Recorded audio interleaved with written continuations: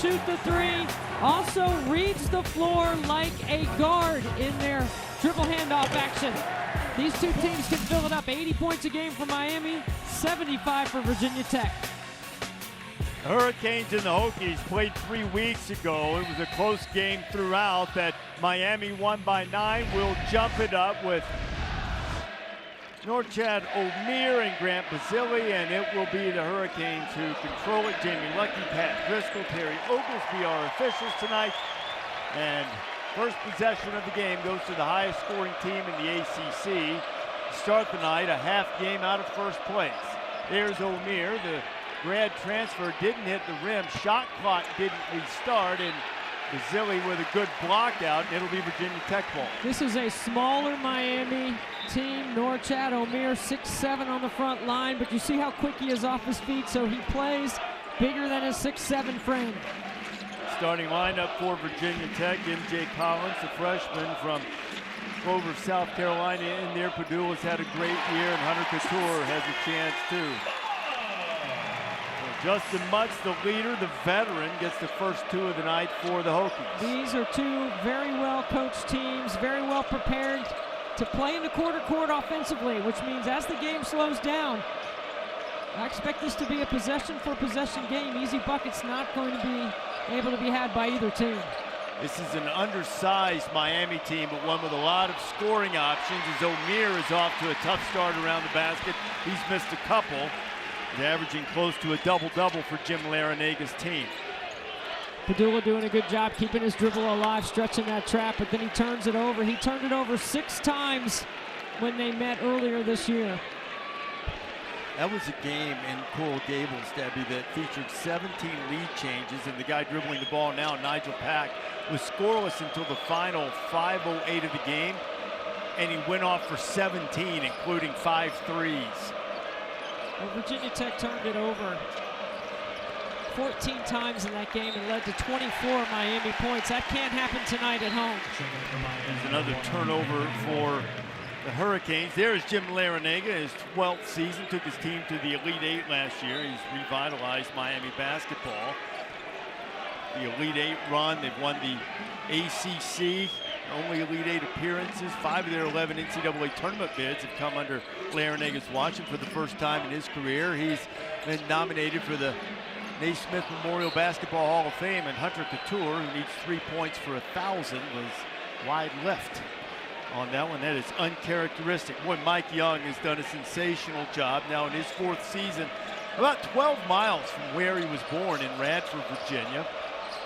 Won the ACC tournament last year, a thrilling 4-win in 4 days, with a championship victory coming against Duke behind an MVP performance from Cattoor. Isaiah Wong driving in, and Isaiah can't get it to go.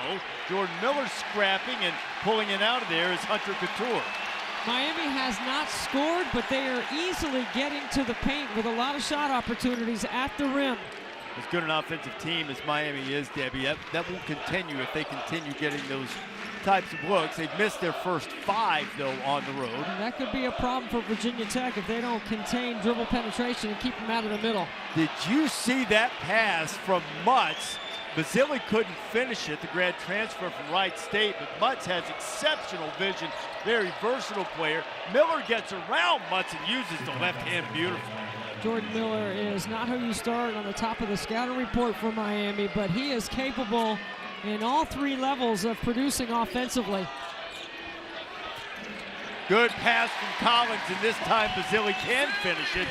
And this flowing, moving offense from the Hokies has produced a couple of good opportunities already. Really good misdirection on the weak side, and Basili does a great job of cutting hard off that Cattoor exchange.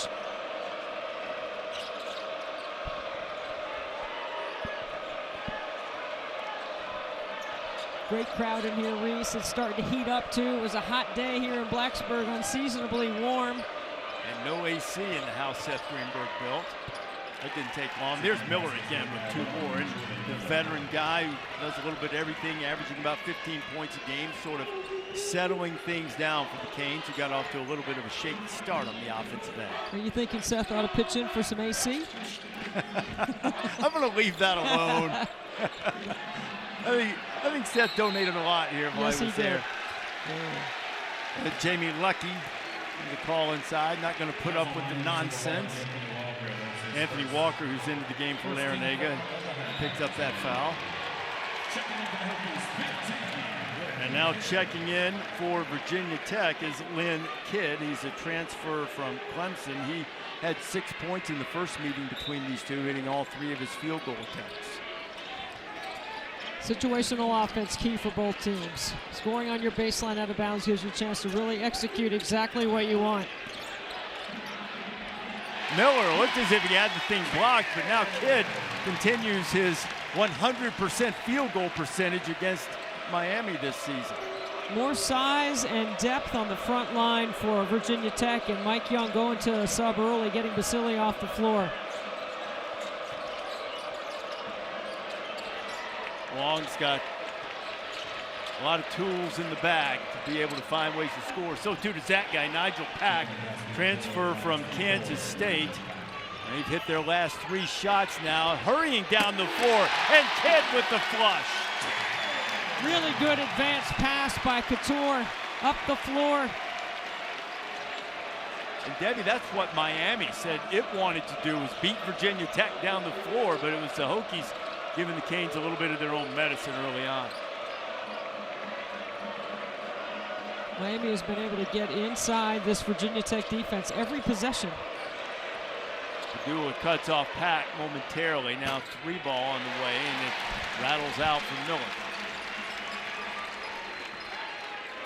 Here's Pedulla using the kid screen. Pedulla down the boulevard, and he scores. Well, we talked to Sean Pedulla today, and he has a scoring mentality on the top of the floor, something that's different from Mike Young's system. They're both learning to adjust, but that was a great decision by Sean. I always laugh when coaches have to adjust to guys who can score. And they looked around the country and seen how many teams can't score. We got a guy that can score. Oh, I love a scoring point guard. You make that adjustment any time. Pedulla can score, gets a man in the air with a shot fake, and can't get it to go. Scramble. Look who's first down there to get it. Cattoor, and he is tied up. And I think Nijel Pack got one right across the bridge of the nose. Wooga Poplar a little slow to get up as well. So we've got some action in the early going here. Hokey. Basketball is presented by Progressive Insurance. It's easy to bundle your home and car insurance at progressive.com. There have been thrillers in this series, Debbie. Charlie Moore hitting the walk-off. This is what Digger Phelps used to call Munich. You hit the shot, you run to the locker room, don't give them a chance to overturn it. That was the walk-off victory in this building for Miami then. In fact, last 6 meetings, they split the last 6. We've had a triple overtime game, an overtime game, and a walk-off buzzer beater. Average margin victory less than 4 points. It's the kind of game we expect tonight. And despite the fact that Miami's a half game out of first place in the ACC, they've won 6 in a row, tied with UCLA for the longest winning streak among Power 5 teams. Virginia Tech's a 2.5-point favorite, and after the Pedulla bucket, up by a half dozen. I'm not surprised at these two teams because they're so well prepared, so well coached. The scout on both sides this morning was outstanding. Well, Miller has provided the bulk of the offense for Miami in the early going. He now has 6 of the Hurricanes' 8. I love that set coming off the timeout. Virginia Tech ran, but Pedulla got a little back down action because he can score with his back to the basket. Bentley Joseph, number 4, is in for the Hurricanes. And there's Hunter Cattoor with the 3 ball, and that gives him 1,000 points for his career. 15-8, the 50th Hokie to score 1K in his career. Perfect for Hunter off the flare screen. Knocks down a triple for point number 1,000. Nijel Pack leaves it up top. Omier can't finish at the bucket. Cattoor in the front court. Well, Miami's shot chart would look good, everything in the paint, but they're just not converting. Here's a steal. Wooga Poplar, Bentley Joseph lines up the lefty and shot it about 2 feet long. You see a hesitation like that, and maybe you rethink the thing, or maybe you keep going and try to get it to the bucket. You mean when in doubt, don't shoot? What Look a at that pass inside, and Lynn Kidd is still perfect against the Canes, 17-8.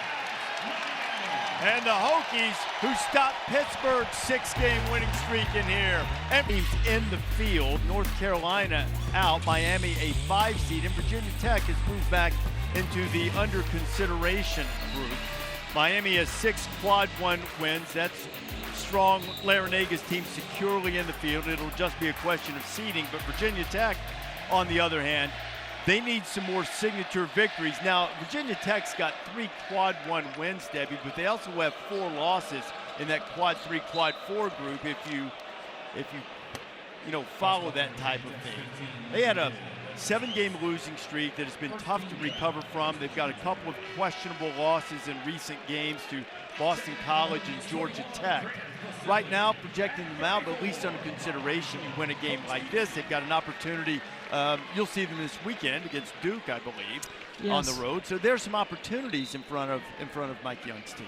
Well, I think they're in March form right now, right? This is the way you got to play to be able to get to the postseason. So their postseason has already started. The clock is working on them. Bentley Joseph, the feed to Omier, and Norchad finds the range. Finally, the transfer from Arkansas State.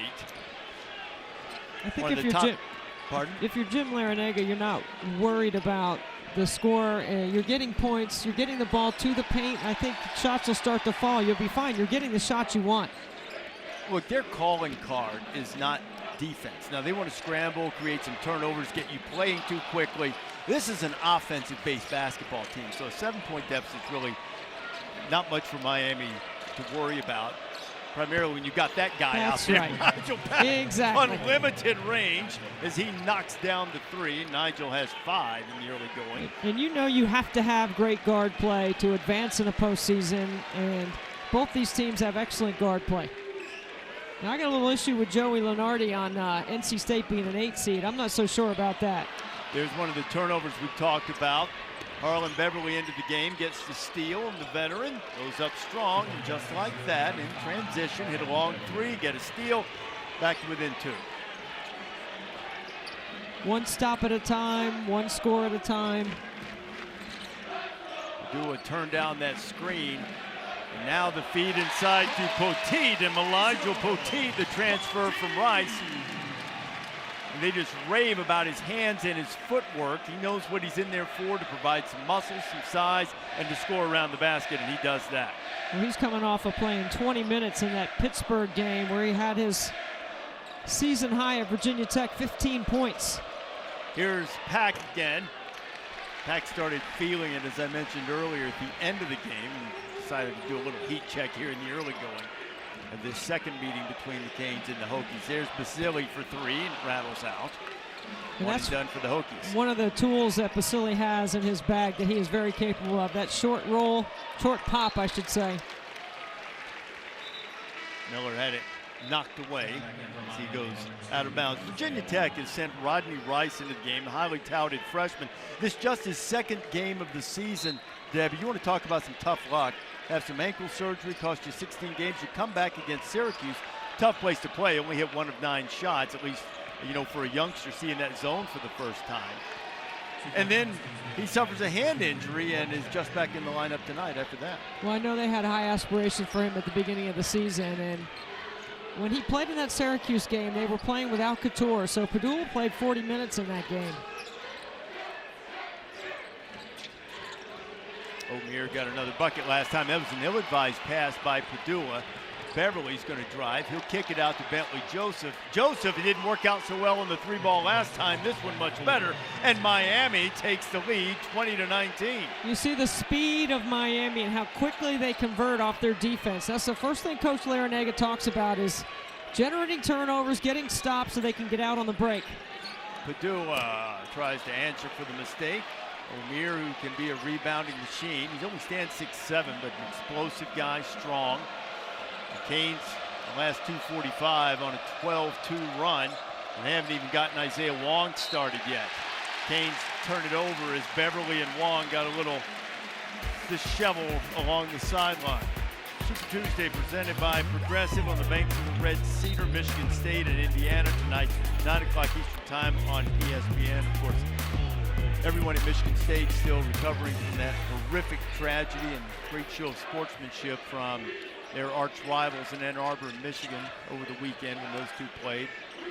And continue to keep everyone in your prayers and hope for healing at Michigan State. Rice, not shy, let it fly often against Syracuse.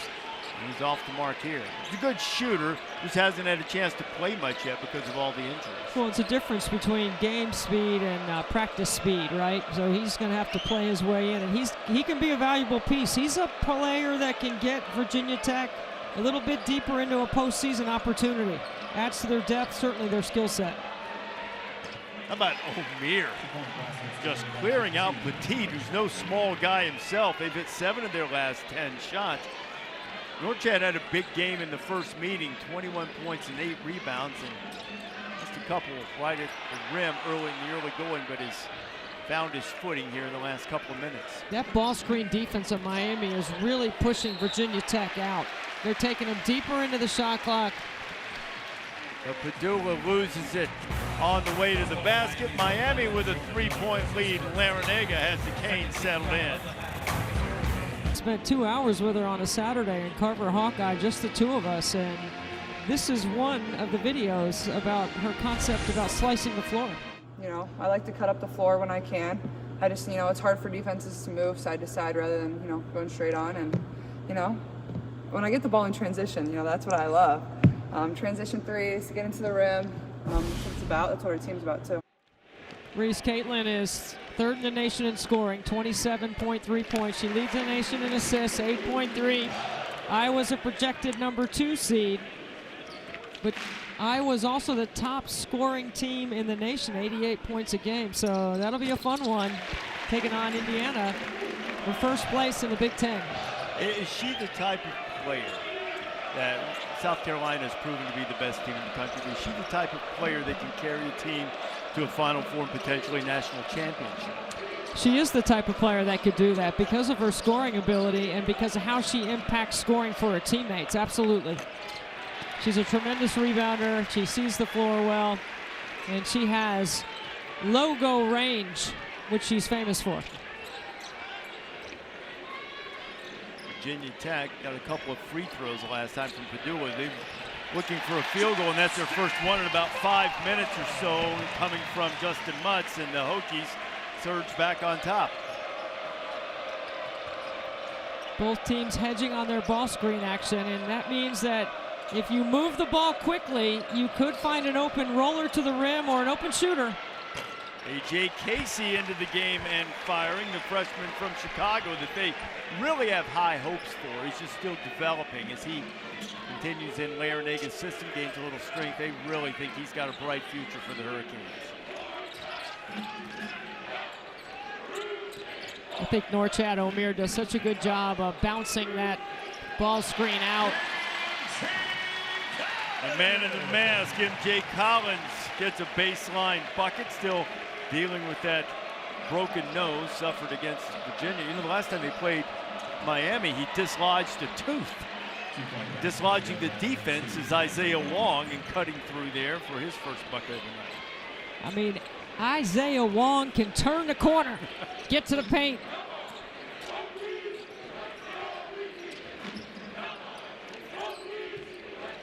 Here's Collins again. They can't get it. Omier pulls it away. A couple of explosive scores in the backcourt, and Wong and Pack. Collins with the rebound for the Hokies. That is a really deep shot early in the shot clock for Miami. I'm not sure Coach Larrañaga liked that one. He liked it just fine when he made it earlier in the game. Basile backing down. Look at Pat getting in there, knocking it away, and then Basile is going to be called for the foul after getting his pocket picked. Kentucky and Florida tomorrow night, 7 o'clock Eastern Time. Wildcats are playing much better, and North Carolina is reeling. You saw Lenardi saying they're the first team out in the field of 68 after playing for the national championship a year ago, trying to get well at Notre Dame. Tomorrow night on ESPN. Notre Dame has lost their last 2 games by a bucket.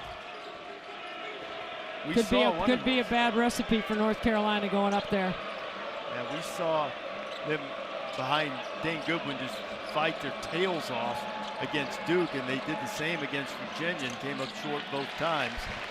Rodney Rice pushing it in transition for the Hokies.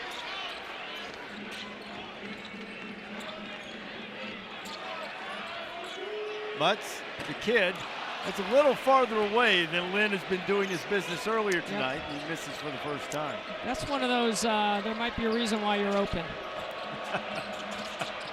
Isaiah Wong, front of the rim. There's Rice with another rebound. Neither team has really shot it well from behind the arc. I can't wait to see what Rodney Rice can do here in the next couple of weeks as he gets, up to speed with the game. I mean, he's already a tremendous athlete, but playing at game speed's a little different. Cattoor fouled his own and then found Kidd for the flush. That's already 8 points for Lynn Kidd off the Virginia Tech bench. He only averages 5 points a game. Omier working on Kidd, got him in the air, and nicely done, using his body to shield, and he now has 8 points. I mean, Norchad Omier is big, he's strong, he's very athletic, quick off his feet.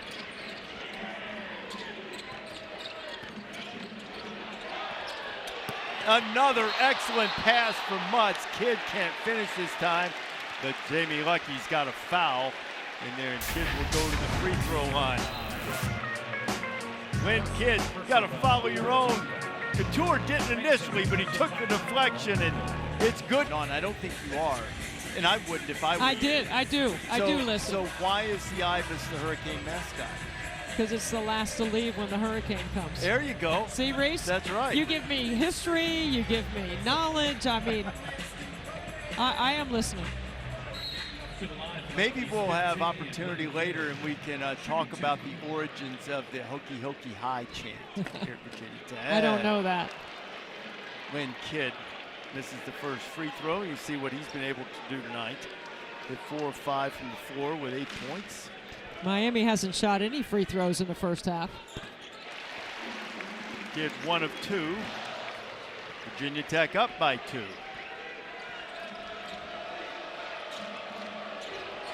Bentley Joseph has returned for Miami. He has the ball now. Joseph, one of the stronger players in the Hurricane team.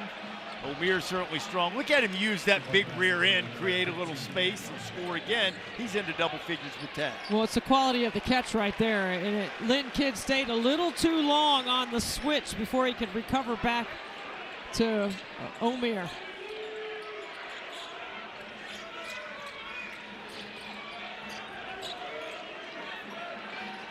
Mutz has it now, spins past Miller.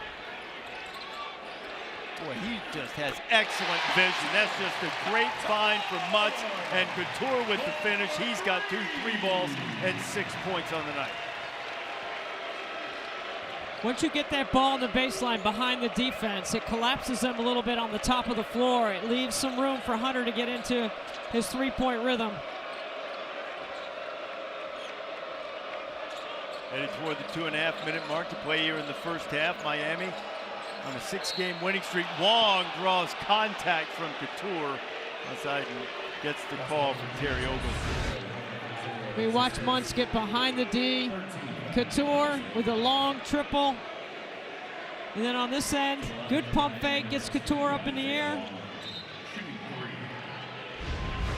You know, I don't know. Is that offense-initiated contact? I didn't think it was a foul. He didn't? And I'm a firm believer in protecting Me the too. shooters. I know you are as well, and I don't think they do it as well as they should. That particular play, I think Isaiah got away with a savvy veteran move. I agree. They're going to check too to see if it should be 2 or 3 free throws. I don't think there's any question about that. He's well behind the line. Now, you know, as I look at that from that angle, though, I could stand corrected. It's not really an important enough foul at this juncture, I don't think, to say, let's get the boys in the tape room to dig it out and show it again. But you saw Cattoor reaching a little forward in that overhead angle. Either way, they call it. That's the way it's going to be. I'm not changing my mind. Okay. He didn't affect his landing space. I thought he initiated that contact. He certainly leaned in when he left the floor. There's any question about that. But we get to watch it 3 times, so we can go back and forth. Let's not give him any slack. Wong knocks down all 3 free throws to tie us up at 31. Mutz, another find. Very good patience, a shot fake, and Pedulla can't pay it off. Kidd gives him another chance. Here's Cattoor running down the lane. Omier with it, Miami wants to run. Wooga Poplar can't get it to go. Wooga's going to get another chance. He can't make it. And here come the Hokies with the rebound. Under 2 minutes to go here in the first half. Kidd, sort of an awkward move inside, and so awkward that he is called for the travel. 6th turnover the first half for Virginia Tech. Which is going to get Pedulla back in the game. The Kidd has had a terrific first half. Pedulla gives him a little bit more calmness, a little bit more of a pick and pop guy. Kidd is a hard roller to the rim, which takes up some space inside. You mentioned off the top, he's been sensational. How about showing the ball and getting loose? Nijel Pack, what a terrific move. I mean, it's a very good offensive game plan by Jim Larrañaga. They are attacking the paint. They're getting pretty much whatever they want inside. Zilli pops off that ball screen for Pedulla, and the foul will be called as Pedulla trying to get the shot. I mean, what a fake. Nice play, but it's the action turning the corner with the quickness. Nijel Pack was first team All Big 12 last year at Kansas State before opting a got to switch. much ballyhooed transfer to Miami. Corner, college no good. Poplar with the rebound. I think Justin Mutz has got to shoot that. He's got Isaiah Wong on him, and he's got his back to the basket. He's capable of making that play.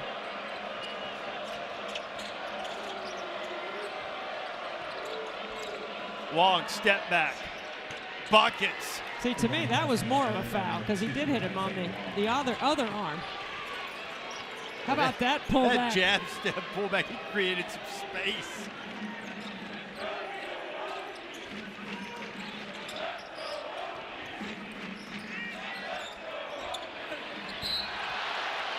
That time, Mutz did try to put it in, and he draws the foul, and he'll go to the line and shoot a pair. Hey, watch this right here. That is what you call pull it back and stick it. He can contort his body, not only going to the basket, but creating shots, creating passes. He's as good a backcourt guy as there is in the ACC and one of the best in the country.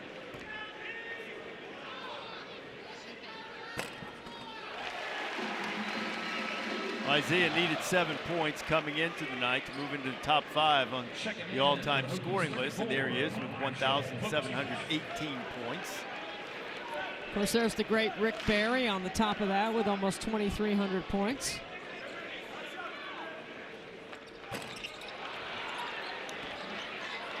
Mutz misses, it's a 4-point lead. I think you take this all the way down last possession. If you can, there's about 2-second differential. And with the streaks that the Hokies have stopped inside this building, and the start that Miami got off to, trailing by 9 early. 2-possession lead at the half at least. They feel pretty good. Wong going to pull up again. Cattoor right in his face, and didn't get rimmed, so there will be a little bit of time for the Hokies to get the last shot of the first half, though not much, 0.8 of a second on the clock at the moment. You got time for a catch and shoot here if you throw it all the way to the other end. And there's the catch, and Collins didn't get it off. See the record that Jim Larrañaga's put together when leading at the half. They're 14-1 this season when leading at the half, and Virginia Tech 0-7 when behind after the first 20 minutes. 36-32, Miami with the lead. We'll see them in Blacksburg. Virginia Tech against Miami. The Hurricanes have won their last 6. They're a half game out of first place in the ACC. Kept Mike Young's team without a field goal for almost the final 3 minutes. 7-1 run to end the first half. Reese Davis, Debbie Antonelli with you. Miami did a lot of damage in the paint, driving the ball in the first half. Let's see if the Hokies can slow them down. Not off the initial drive. Norchad Omier got inside, and Jordan Miller finished it, and the lead is up to 6. By design, Jordan Miller and Norchad Omier on a 2-side, taking it to the bigs of Virginia Tech.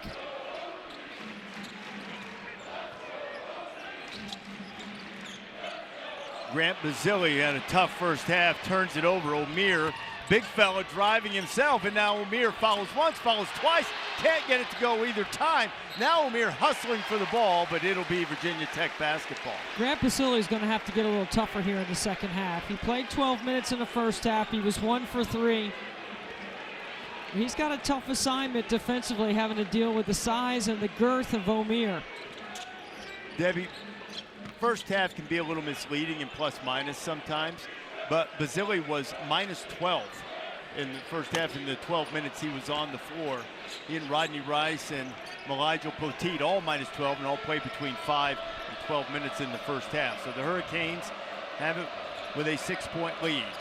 When you turn it over in the live ball, it is tough to get back. Miami's conversion speed from defense to offense is very quick. Isaiah Wong can't get it to go, and Omier the last to touch it, and the Hokies will have it. When you look at the way that Grant Basile has been playing, he's 3rd in the league in scoring, right? I mean, he's averaged almost 24 points in the last 8. Pedulla turning the corner, gets it knocked away by Wooga Poplar. Virginia Tech's come up empty on their last 5 field goal attempts. Poplar rattles in a 3, and the Canes have their largest lead at 9. When you have your offense in front of you, you do not want to call an early timeout in the second half. You got to believe that your veteran players will make a play. Like this right here. Hunter Cattoor can't get it to go much, had the good tip, and it wouldn't fall either. Poplar hit that last 3, Debbie, and Jim Larrañaga was talking to us yesterday. He wants him to shoot that, the pull-up. He'll also take a nice pass to Omier. But he says he keeps telling Wooga, shoot the pull-up, shoot the pull-up. You got a great pull-up. Scrapping on the floor, and Cattoor was in there to get it, and Omier couldn't pull it free. How about that last block by Poplar? You see how Pedulla turns his shoulders and opens up his frame? That gives the shot blocker room to get there. You got to go rim, body, ball. If you do that, you can draw a foul. Instead, they go the other way. And Pedulla was only 6'1", giving up a lot of size just about any time he goes in there. It was a 6'5" Poplar, got a hand on it. Pedulla, this is what he does well. And that throwback stuff, where you get misdirection going strong one way and then you throw it back to the other side, that's how Cattoor and Pedulla do a really good job of setting their feet and knocking down shots. Pack spins away, loses the handle, but gets it back. Now Miller on the drive. He beats Mutz. He probably would have been better off just reversing that shot. Now Jordan's going to pull it out of there. Shot clock still rolling. Open look on the side, and Pack will usually make that 8 times out of 10, and Wong throws it away. Collins against Omier, who swats it away, and Collins is down again. Now remember, Collins is playing with that face mask after the broken nose that he suffered against Virginia. I don't know if he took a little swipe. I mean, watch Superman, because that's what Omier looks like right here. He flies. Well, there he comes down on the block shot right across the bridge of Collins' face right there. Yeah. Now, they didn't put a whistle on it, but you can go over and look at it if you think there was unnecessary and excessive contact.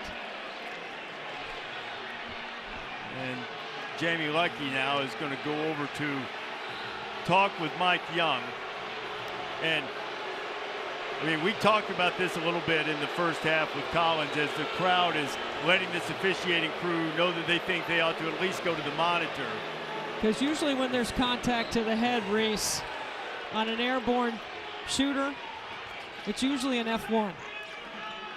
Do you think that should have been called an F1? Because I think they should have looked at it. From looking at it, I'm not sure that I think so. I do think it was a foul. I'm not sure it raised to the level of an F1. But they never put a whistle on it. Yeah, so they didn't. Right. And poor MJ Collins. It's obviously not only the nose. We see him wearing the mouthpiece as well. Against Miami, he had a dislodged tooth. He was wearing braces, so that helped them in some degree. And they gave him the mouthpiece too, and his face keeps finding other people's arms. And finally, Basile gets a big shot. Same action, Reese. It's the throwback to the weak side. Pedulla and Basile both hitting threes. Well, a couple of threes for the Hokies, and they've cut that 9-point lead down to 3. And they're going to call a foul. They're going to call it on Basile with the block on Pack. This is just a great pass by Hunter Cattoor. He draws two and he whips it back to Basile, who's ready to catch and shoot. This crowd's in a bit of a frenzy. They don't think they're getting a friendly home whistle right now. Here's Isaiah Wong, and he gets his pocket picked by Pedulla, who can't control it. He'll stay on this end with the Hurricanes. See, and this is why Mike Young doesn't call timeout when it goes 41 to 32, right? Because he's got his offense in front of his bench, and he is terrific at managing a game.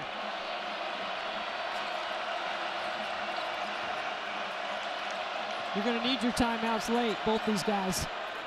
There's a little pull-up from Wooga Poplar. Isn't that what Coach Larinaga wants him to do? Right in that ACC area, a little shot fake, created some space. How many times a day does he tell Wooga Poplar to go to his mid-range? I think on the season, the count was, one of the players had told Jim it was like up to 500 or something.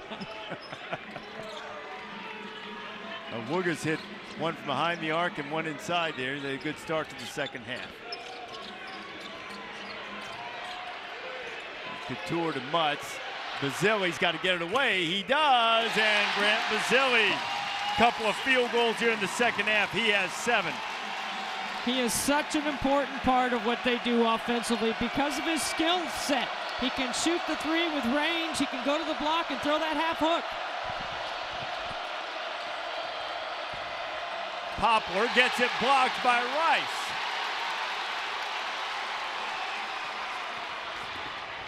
Pedulla on the drive. Can't find anybody. Now Mutz will feed it inside. Basile back to work. Now he's fighting for the rebound, but Jordan Miller takes it away for the Canes. Well, he doesn't need to counter. He can go right back to that half hook. Wong gets it knocked away by Mutz. Pedulla spins away nicely, has Basile with him. Euro step, Pedulla scores. Beautiful. Absolutely gorgeous.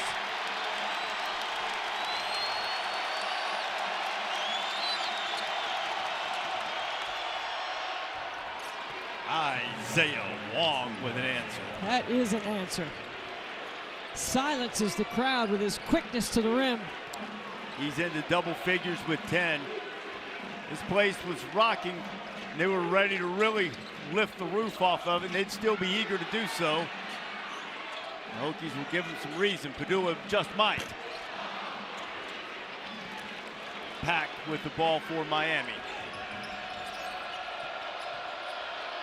Pack gets by Pedulla, just throws it into the air, and it's a turnover for the Canes. Pack tries to get it back. Instead, Basile, it'll be a goaltend. The basket will count.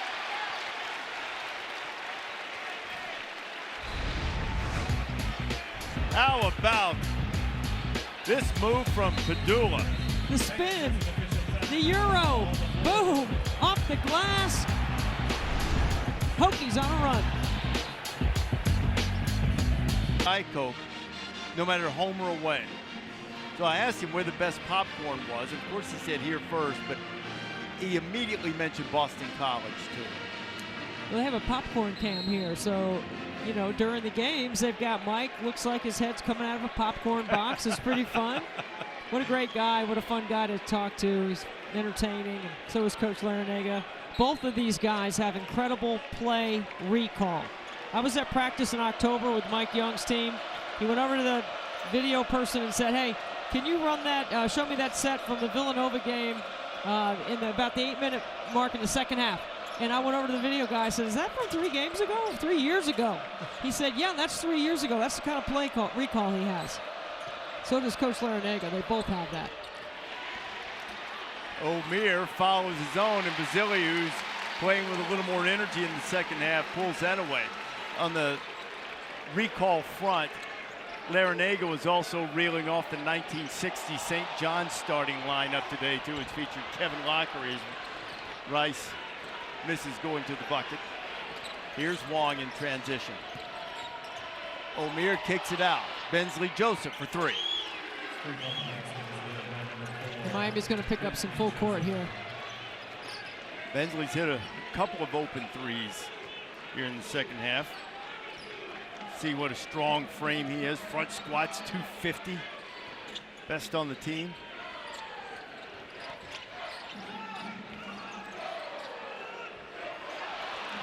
Basile with an ill-advised pass that Omier just snatches. Harlan Beverly going to go by Basile. Nice cutoff on the baseline. Harlan's in a world of trouble. He's got to get it out of there, and he does.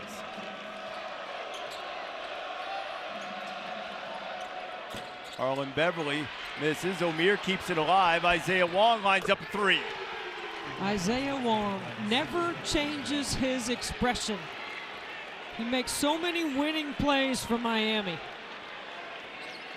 Miami pushes the edge back out to 7. And Jordan Miller is going to get called on the reach, and he's called for the foul. When it's all about the U, sometimes it's all about Isaiah. You need a bucket or you need to settle your team down. You want the ball in his hands. He's moved into 5th all-time in program history in scoring. He is a dynamic offensive player that's really fun to watch. He's on the bench right now to get a break. Debbie, he had a 27-point game in this building as a freshman, so Isaiah finds the shooting backdrop in most any building with a 10-foot basket pretty favorable to him. But he had some success in this building. These two teams have played some wild games and sort of shaping up the same way. Only a 7-point lead for Miami right now. With 17 lead changes in the earlier meeting 3 weeks ago in Coral Gables. Tonight, only 3. It's been tied 5 times. Hunter Cattoor knocks down the 3. He reached the 1,000-point mark for his career tonight, and he pulls the Hokies within 4. They pull out the horn set, and we know on Mike Young's play call card, he's got 50 to 60 plays there. They worked on that particular set today.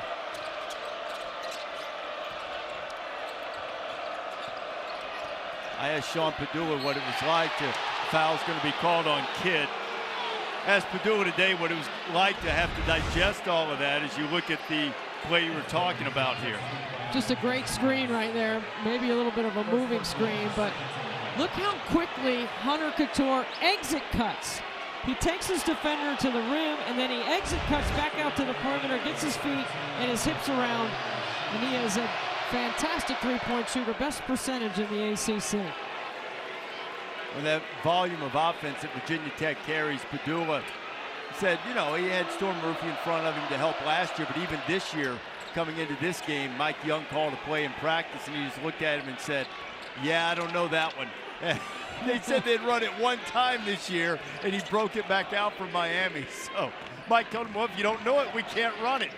Obviously, Sean went on to say, look, there's a big volume. He does a great job of letting us know what's coming. Getting the ball in Hunter Cattoor's hands is a good idea, but he's a little long on that one. And see, once Hunter hits one or two, then there's a whole combination of plays in the package offensively for Hunter. How about Nijel Pack just splitting Hokie defenders and getting all the way to the rim? Again, Reese down the lane line, turning the corner, getting points at the rim. Yeah, 24 of their 36 in the first half in the paint. More of it from the perimeter here in the second half, but still doing damage. Pack comes out with a loose ball. Canes up by 8, a chance to stretch this lead into double figures. Harlan Beverly has it roll out. Harlan recovering from a back surgery that he had just over a year ago that kept him out for an extended period of time. To round back into form, another valuable player off the Miami bench. Cattoor with a good cut, but better hands by Miami. Running ahead is Omier, and Omier is fouled from behind by Kidd. That's a perfect example of what Larrañaga was talking about. Even as good as Omier's been all year, and as good as he was at Arkansas State, Jim said today, he's running now. And he's getting runouts, he's getting putbacks, and there he draws the foul, and he'll go to the free throw line. Well, anytime you run ahead of the basketball in transition and you can advance pass up the floor that quickly, you should be getting points out of it. Omier's got a dozen double-doubles this season, 47 for his career. Women's ACC basketball on the ACC network, Virginia and Miami at noon. It'll be followed by the 9th-ranked Hokies and Georgia Tech at 4. There is a big Thursday on slate for the ACC, and the Virginia Tech Hokies right now are sitting in 3rd place. Elizabeth Kitley, their ACC Player of the Year, and Georgia Amar, best combination in the 2-man game right now in the league. Canes holding their largest lead of the night at 10. Hokies trying to cut into it. And back into the game after taking a shot in the face. MJ Collins delivers a shot of his own.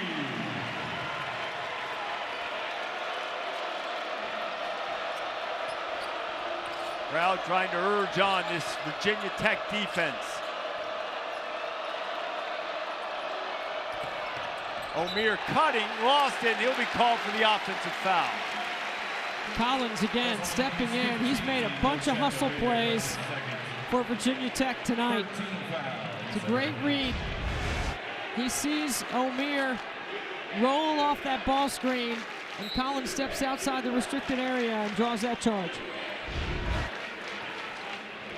Collins with that nose injury, he's had to gather himself a couple of times over the last few games, but he just keeps coming back and sticking his face right in the fan. Mutz lines one up. This is badly. Here comes Nijel Pack. Drops it for Wong. Omier thought about it. Now shot clock at 15. Throw back to Pack, but a good job by Cattoor to keep Pack from getting that shot off. It doesn't matter to Nijel. He just steps back and fires. Offensive rebound, Joseph. Miller for 3. It won't go either. A couple of really good looks for the Hurricanes there that didn't go down.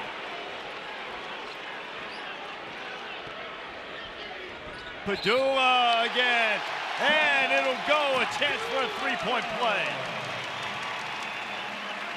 And one of the things Sean Pedulla told us today when we were talking to him is how coming out of high school he did everything at one speed that was fast, up and down, end to end, and he's learned how to change speeds. He's added 15 pounds of muscle to his frame.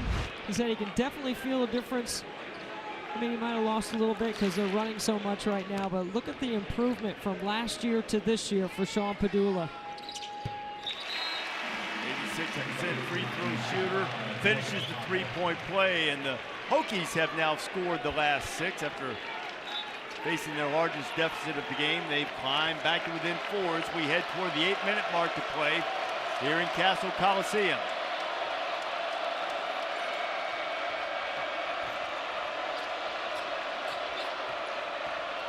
forcing Pack way out on the floor, but Nijel just works his way back and gets in the paint to score again. And Nigel's limping a little bit. He's got 11 now. Downhill guards. That's what Miami has. Man, they can turn the corner and get in the paint. Mutz has got a mismatch. Bazili maybe settled for that one. And it'll be Miami basketball up 6 at the under 8. Texas was a physical team last year. They are again this year. But it was a tough go for Storm Murphy and the guys for Mike Young. Hunter Cattoor was the MVP of the ACC tournament last year. 31 points in that game against Duke. Were unstoppable. There's Wooga Poplar on the baseline. That's how you build confidence. You keep telling Wooga that you want him to shoot the mid-range, and then you run a play for him coming out of a timeout. The Canes push it back to 8. Justin Mutz working on Omier. He gets by him and uses the rim beautifully to protect it. I didn't think Virginia Tech was doing such a good job of recognizing mismatches when they went to break. Let's see if they can fix that and find the right matchup on the floor. It's a big part of Mike Young's offense.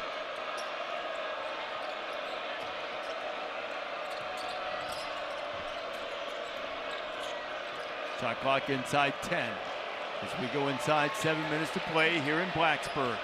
Switch. Isaiah Wong, wild shot, but out of desperation. Pedulla somehow maintains control. Wong gets a hand in there, and he's going to be called for the foul, and might have saved the basket in the process. That's going to be Isaiah's third. That's on Miami's number 2, Isaiah Wong. That's his third. 15 foul and a half. Inside 10 seconds on the shot clock. Defensively, Virginia Tech switched. So remember we were talking about ball screen defense to start the half.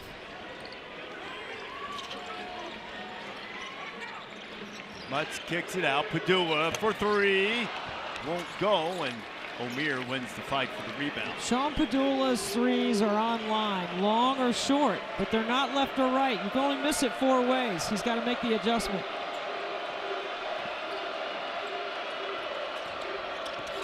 Jordan Miller working inside, cut off nicely by Mutz, resorts to the fadeaway, and Wooga Poplar back on the offensive boards, and Miami has done a really good job getting hustle offensive rebounds. Miami averages 6.5 offensive rebounds. They've doubled that here tonight.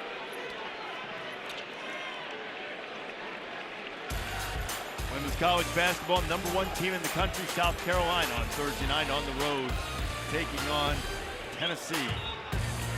See it streaming live on the ESPN app. Miami's sort of middle of the road in rebound margin in the ACC, same nationally as well. They've done a nice job here tonight despite being undersized. Collins with a good shot fake. Cattoor drains the 3. And a better decision to kick it to the best three-point shooter by percentage in the league. Smart. Cattoor's hit 4 3 balls. Virginia Tech has scrapped back to within 3. And there's timeout on the floor. Cattoor and the Hokies trying to protect home court and end the Canes winning streak. Miami took a 10-point lead a little over 3 minutes ago. The Hokies have outscored the Hurricanes 11-4 to claw back to within 3. You know, watch this play right here. Mutz behind the defense. Good ball fake by Collins. Kick it to the wide open three-point shooter, and Hunter Cattoor, you go ahead and shoot till your arm falls off. You got 4 triples in the game. As much fight as the Hokies have shown, the Hurricanes have been steadfast in fighting off virtually every challenge so far.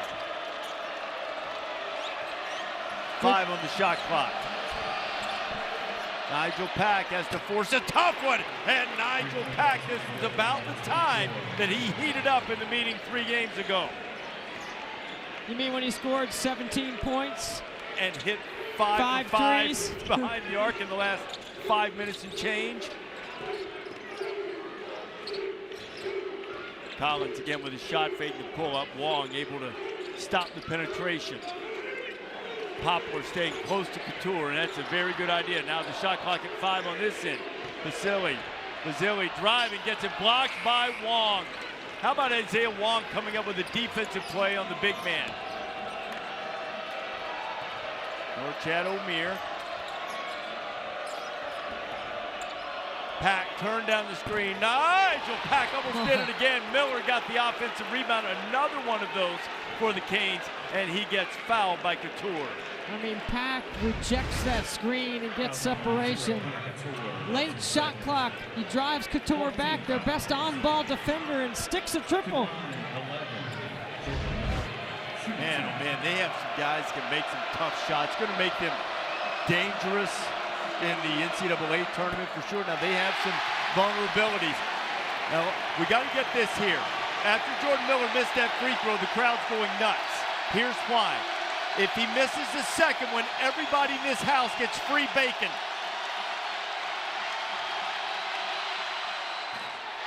Bacon for everybody! Sizzled up in the frying pan. The Hokies 6-1 all time when the fans win bacon.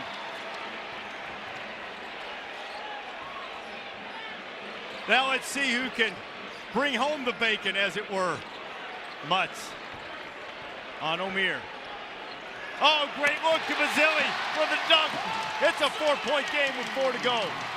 What a read by Mutz. He saw the help coming baseline to double and left Basili wide open at the rim.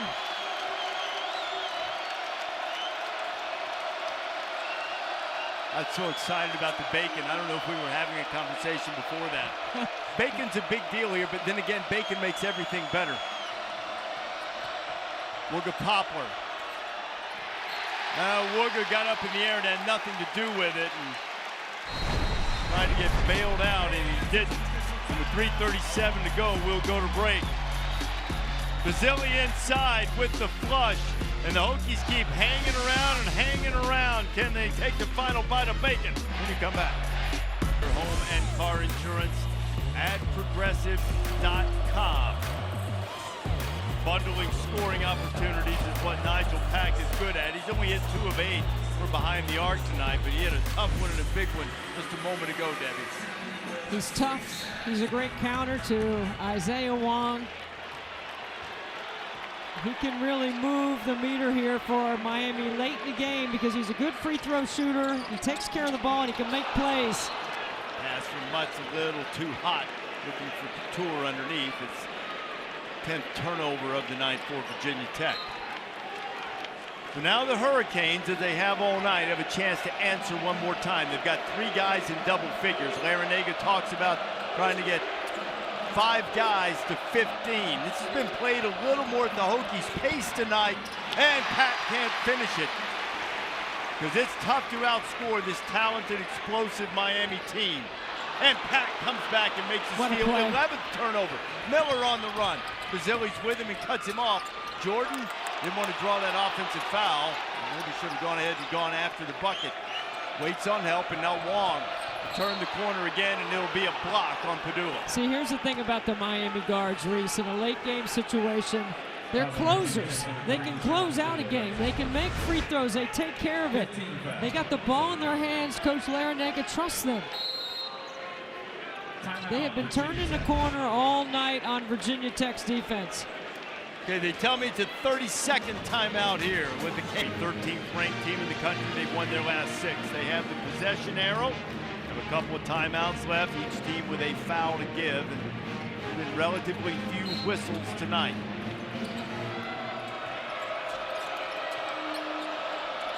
Jordan Miller on the drive. Miller got fouled on the way to the basket, fought through the contact and scored anyway. He's in double figures, 4th Hurricane with at least 10. It's a 6-point lead. Pedulla for 3. It won't go, and Omier high to snatch away that rebound. Boy, Norchad Omier he's had some fits and starts in terms of finishing around the rim, but he has been solid on the rebound all night. He's got 13 boards, another double-double for him. Cattoor and Poplar got tangled up on that last series. They had a few words up the floor. I don't think it was negative. I think they were laughing about the contact.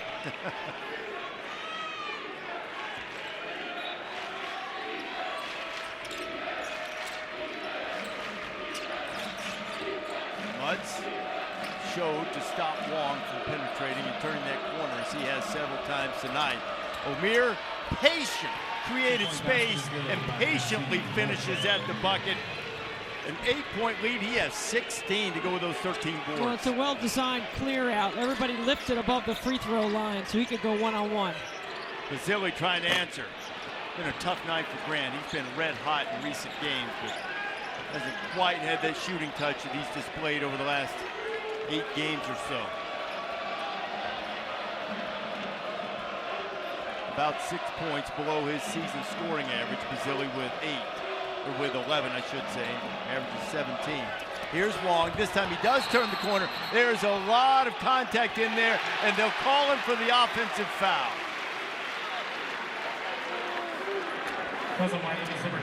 Mutz is slow to get up. Cattoor talking to him down there. Now Justin, who's one of the more popular players on the fan base on the team. Looks like he got a little elbow to the chin also.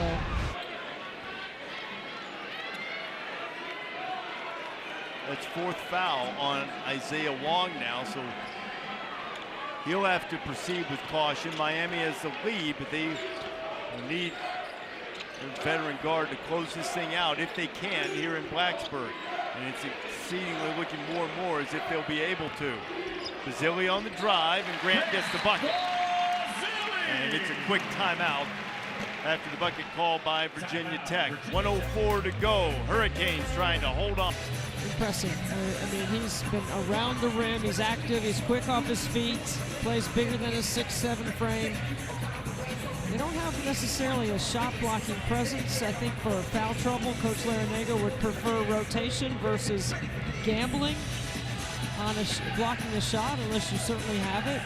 But I think he's done a good job staying out of foul trouble tonight as well. He's also played well in both games against the Hokies. He had 21 and 8 in the first meeting, and turning in the double-double tonight, and they'll quickly foul, put the Hurricanes on the free throw line. Now I know that Jordan Miller missed a couple and gave bacon to the entire crowd. But, oh, that's a 16th foul, still had another one to give. But they're going to put the Canes on the line shortly, and when they do, this is a really good free throw shooting team. 10th best in the country, 78%, second best in the ACC.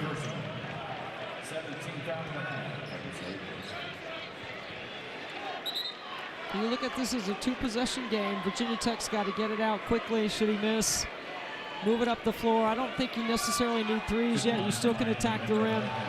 Still keep putting pressure on Miami's defense at the rim. Miller missed a couple earlier. You get double bacon here? No. I'm not sure the answer to that, Debbie, but I know it's off the table or out of the skillet, as it were, now after Jordan makes the first one. This makes it a 3-possession game, so you got to score quickly here. 1 minute to play. I like that pitchback action they've been running. Mutz has it, and he has an open path to the basket, and he couldn't finish it, and it'll go out of bounds. It'll be Miami basketball. Got a foul. Hard trap, steal, quick foul. Miller 1 of 4 from the free throw line tonight. Normally Don't a get really beat good over free the throw top. shooter. Almost a turnover, and it may indeed be a turnover. And did Mutz get a timeout call? I think he might have been out of bounds. Ted Driscoll and Terry Oglesby talking it over, and they're going to call a jump ball. Call the held ball on the possession arrows in favor of the Hurricanes. Okay, so right here, same thing. Can't get beat long. Make him come back to the ball. Try to make him catch it in the corner so you can get a trap. You're definitely going for a steal here. You got to go steal, score, steal, score. Take a look at this last scramble for the basketball. There's Mutz. See, I thought Mutz was out of bounds, but they called jump ball. Yeah.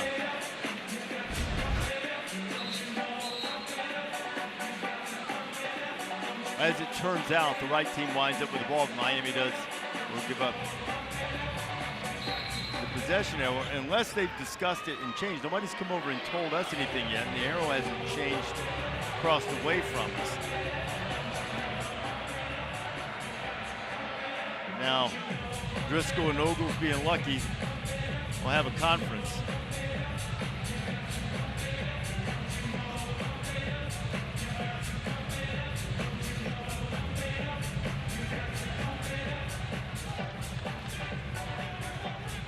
Okay, they were discussing how much time remained to get it into the front court after that. Long to Bensley Josephs. Timeout, Miami. And now Larranaga will call the timeout, now, and they get plenty of time. Now they'll have 3 seconds to get it over midcourt.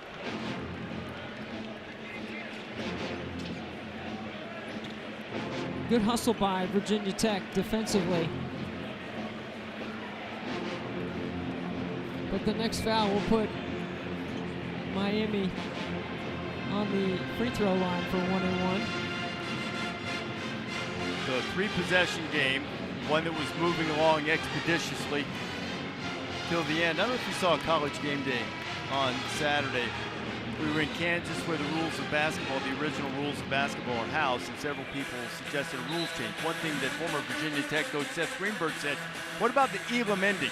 Where you get to a certain point in the game, you set a target score, and everybody plays on until you reach that score. You like the Elam ending? You know, I didn't like it when I first thought of it, but the more Seth talked about it, rare as this may be, he convinced me that I think it's a pretty good idea. How about the 4-point shot? You like that? Do without that. I think I could do without that. But he keeps, the point with the Elam that Seth was making, it keeps everybody playing instead of the foul, because in the Elam ending, for those who might not be familiar, you set a target score, you play to that. If you commit a foul on the floor, you get 1 free throw and you get the ball back. So your fouls are not incentivized. Bensley Joseph fouled as he gets into the front court. That's his third. Zilli will be called for it. It's his third. To line number 4, Bensley Joseph. Joseph has hit 70% this year, but he hasn't shot a lot of free throws, only 27 coming into this game. Calmly strokes that one through. That's what I'm talking about, the package of guards for Miami and their ability to finish off games at the line. Some good teams have come in here riding high and gotten sent home with a loss. Not calling this game yet. Is a great tip in from Mutz, but this will be a tough-minded, strong win if Miami can close it out in the last 32.2. And it would give them 7 in a row. And if we were doing an ACC power index, I'd put them at number 1 right now. I think they're playing the best basketball of anybody in the league. Would you favor them to win the ACC tournament as well, as you have a look at what they have coming up? Florida State, they blew out the Seminoles in the first meeting earlier. I think they certainly have a chance because they've got great guards. And because they have speed versus size. And in most matchups, that will win. Now, Pittsburgh's going to present a different matchup for them. They've got 3 7-footers. Now, that's something that Miami does not have. So our statistician, Richard Simmons, is flashing you a Virginia card. So why do you favor Miami over Virginia at the moment? I think their guards have the ability to make plays, make shots. I like Virginia. I just think Miami's backcourt is a little bit stronger. And I'm a big Kihei Clark fan. But I think Miami has a few more guards. And I think you need guards in the postseason. You need a lot of guards in the postseason. They played way back in December. Miami won the game by a bucket at home. And I think Miami can play at any pace. Obviously, it's a lower possession game against Virginia. I don't think Miami turns the ball over. I think they use their quickness and their ball screen action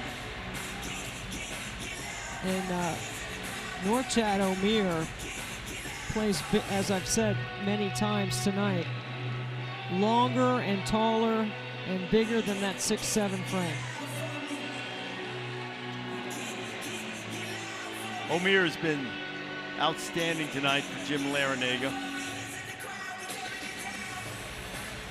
We were talking to him today about the gift he has, sort of understanding the psychology of his team. Baseball pass, run out to Joseph, who's going to make him catch him and foul him to drain some more off the clock, unless, of course, he loses the ball out of bounds, which he very nearly did. Talked about it before, not getting beat over the top. It allowed him to run some clock off, and the Virginia Tech bench is asking for a review on the out of bounds.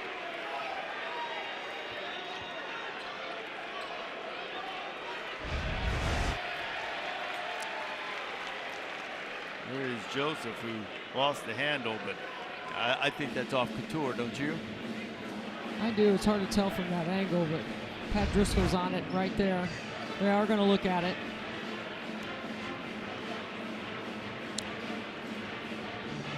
I'm not sure what the protocol is for video reviews on the Elam endings, but if you eliminate some of those, I'm even further all in on it.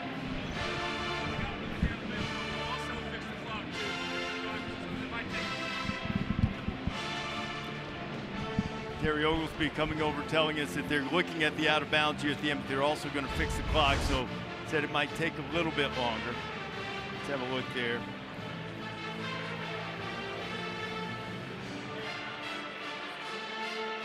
It looks like Hunter Cattoor is swiping down, and Joseph is swiping across. Yeah, I really, that's going to be, as it was called on the floor in Miami ball, in my judgment, and we'll see what they do with the clock. Immediately following us is 30 for 30 Requiem for the Big East, so the people in Master Control are going to be grateful that they don't really have any worry about any field programming. We were on course to play this thing in about an hour and 45. Get a couple of reviews, a few trips to the free throw line. It's been a fun night here in the Castle. Probably a little bit of a frustrating one for the home crowd, Bacon aside. They've been close, but I'm really impressed with the toughness that Miami has shown to turn back every surge, and there were plenty of them from the Hokies tonight. Miami came into this game a half game back, standings in the ACC race. Virginia and Virginia Tech knocked Pittsburgh off of its perch over the weekend. And has a lot of work to do in the closing 27 seconds if they're going to do the same to Miami tonight.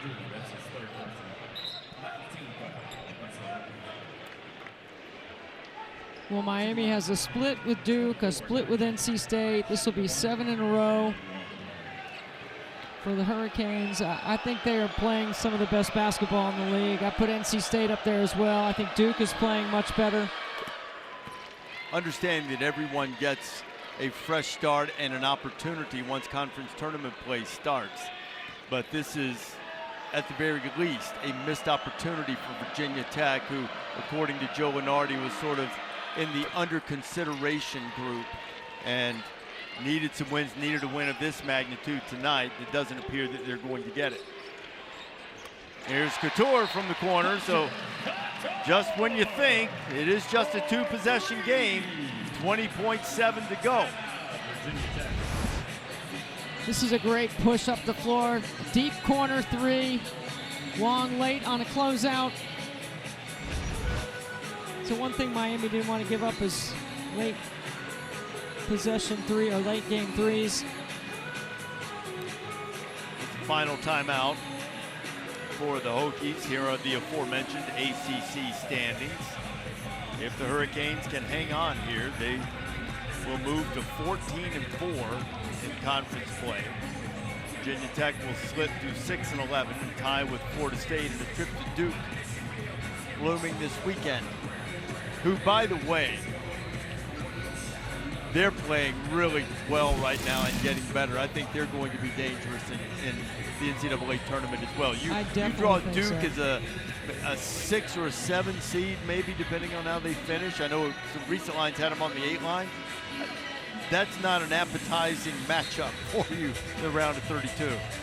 Dariq Whitehead back in the lineup gives them another level of depth and another emerging level of play that I think that John Shire is getting his club to.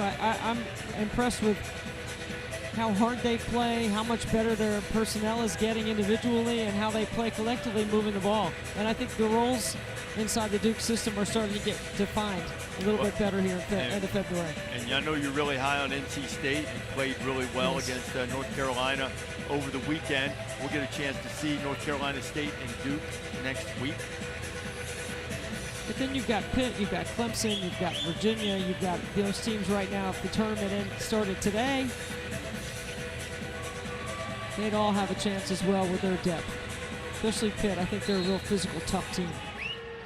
Well, they had a tough shooting night in here that sort of did them in. They only made 3 threes. And to tell you what, Miami's had trouble in the backcourt against this pressure from Virginia Tech. The Hokies thinking they forced a turnover. Well, the one pressure reliever throwing over the top worked because it ran some time off the clock. They're going to review this one. You said it, Reese. Fight in the Hokies. A lot of fight here late. Back to the monitor we go. DV Sports getting a workout. Let's have a look and see.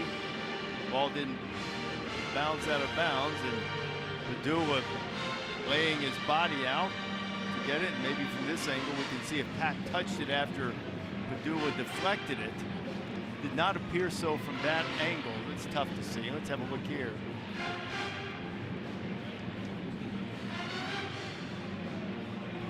I think that's last touch by Pedulla. I think so.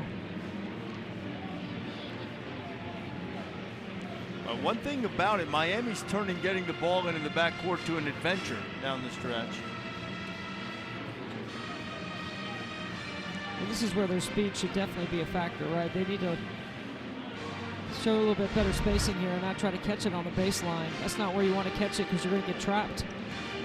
And in defense of the Hurricanes, too, honesty compels me to say there was a pretty sizable amount of contact in that effort for the ball, too.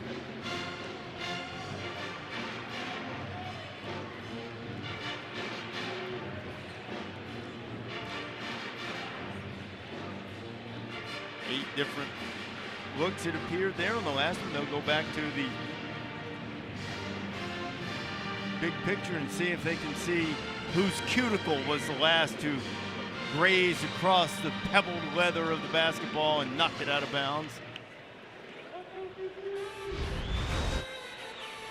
This might be the best look we'll get here.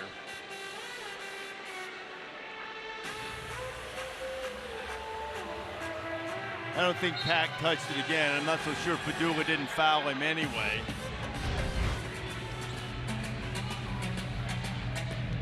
Okay, running clock on the reviews, and if you don't see enough in the allotted amount of time, if you want to add centralized replay someday in the ACC, go ahead. Yes. But if you don't get it in the allotted amount of time and there's not enough there to overturn it, these guys are trained professionals. They're the officials on the court. Let them make the call and let's play ball. I want them to get it right, don't get me wrong, but if you have to spend that much time on that to see whose fingernail grazed it, I'll trust your eyes on the floor. Yep, I hear you. But it's still been tough. The long pass, and Wong with some accuracy that on the long pass that would make Mario Cristobal proud, making a downfield explosive play. It's been a great pressure reliever against the Hokies throwing over the top. That's twice that they've been able to connect. That's where the speed comes into play. I was just talking about Miami's speed and being a factor of relieving pressure. That's one way that their speed can be used. Omier's had a big double-double tonight. Misses the first, and he needs to get this one to make it a 3-possession game. Wipes his hands on the floor, then on the back of the sneakers. I think you can get a quick 3 here. You got to get a quick 3. A 3-possession game. Pedulla's going to milk every millisecond he can. Now picks it up as he crosses the half-court line. Rises up and fires. It's short. Joseph pulls it away, and they'll foul him. Cattoor fouls him in the backcourt, and Joseph will go to the free throw line with 7.9 to go. Well, I think it was ultimately the backcourt play of Miami that finishes the game off, Reese. You know, Isaiah Wong had a stretch. Nijel Pack had a stretch. And Jordan Miller just quietly goes about doing his job. He really's got to be the unsung hero of this whole group, because everyone else gets the billing and Jordan Miller just comes to work every day. Very solid game. A great enthusiastic crowd here in Castle tonight, many of whom fought hard and are now headed for the exits. With final 5 seconds coming up, Miami's going to get a really impressive road win. Pedulla puts a little icing on the stat line, and Miami coming in here on a 6-game winning streak, but a 2.5-point underdog, gets a 6-point road victory, make it 7 in a row, and the longest active winning streak among power conference teams in America by 1 at the moment over UCLA. Really strong performance by the Hurricanes. Valiant effort